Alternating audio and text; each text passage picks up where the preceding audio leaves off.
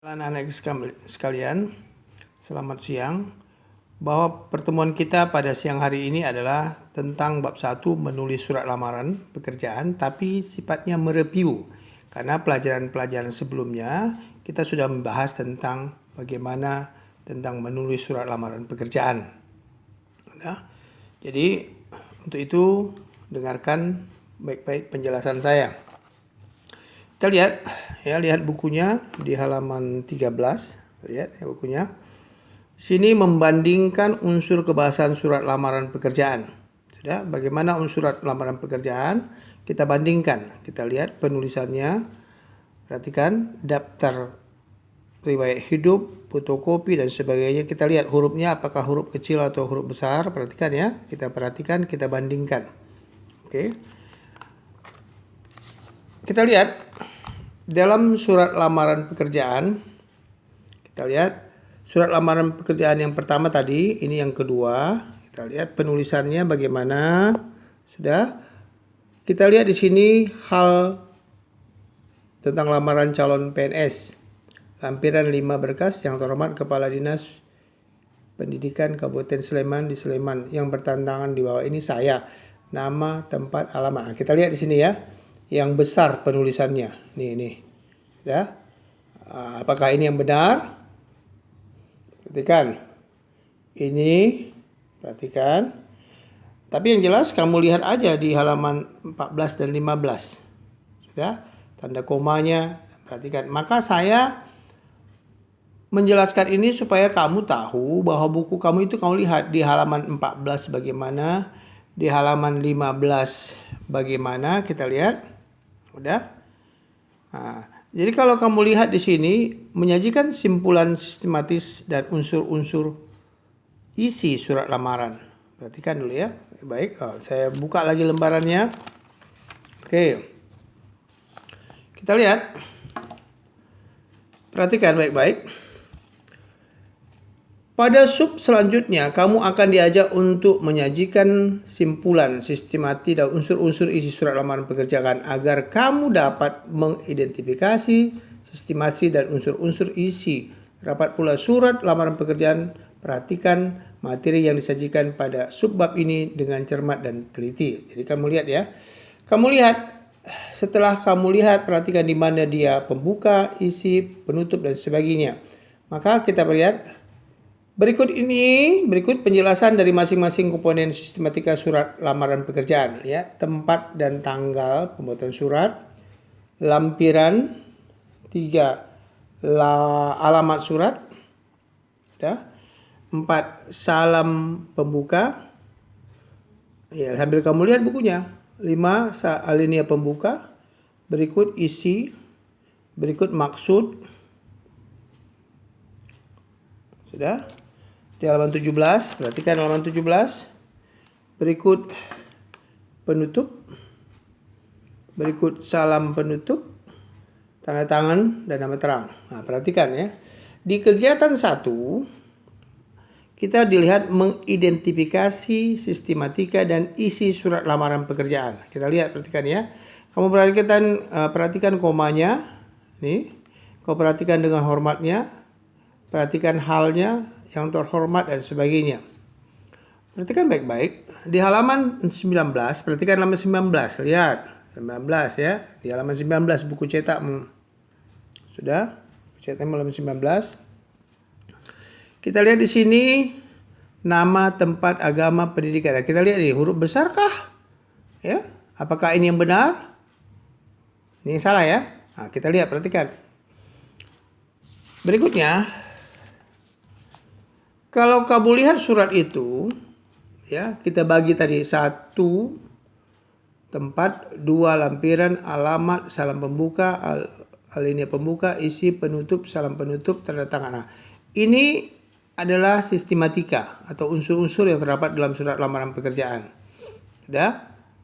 Kalau kamu lihat tadi di halaman sebelumnya, kita lihat tempat dan tujuan benar apa tidak?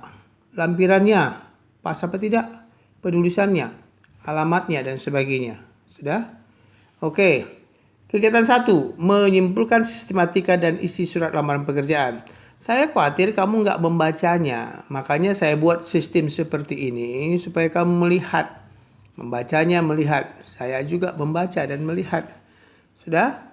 Kita lihat sistematikanya tadi. Sudah? Ini lihat tempat, lampiran, alamat, dan sebagainya. Sudah? Itu yang tadi ya. Nah, berikutnya.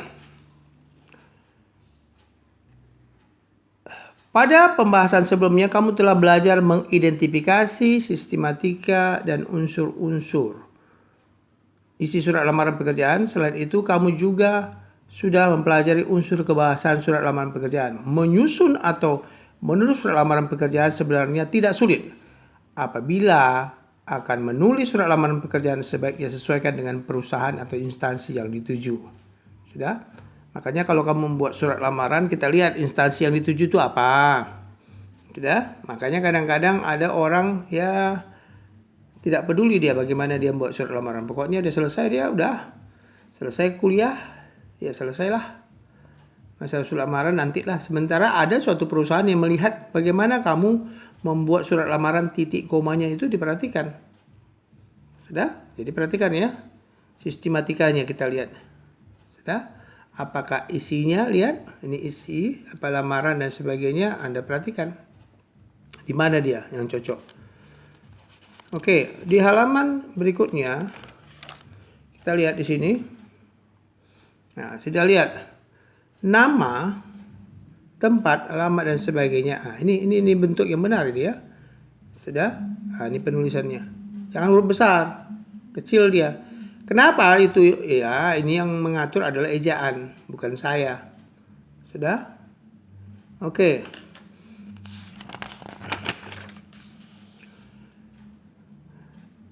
Makanya dalam kegiatan-kegiatan membuat surat lamaran itu Anda harus mengerti bagaimana sebenarnya dan peruntukannya untuk apa. Maka saya katakan korespondensi atau surat itu adalah pesan tertulis atau tercetak yang disampaikan seseorang atau beberapa orang atau organisasi yang dialamatkan. Itu dia ya. Itu artinya korespondensi atau surat.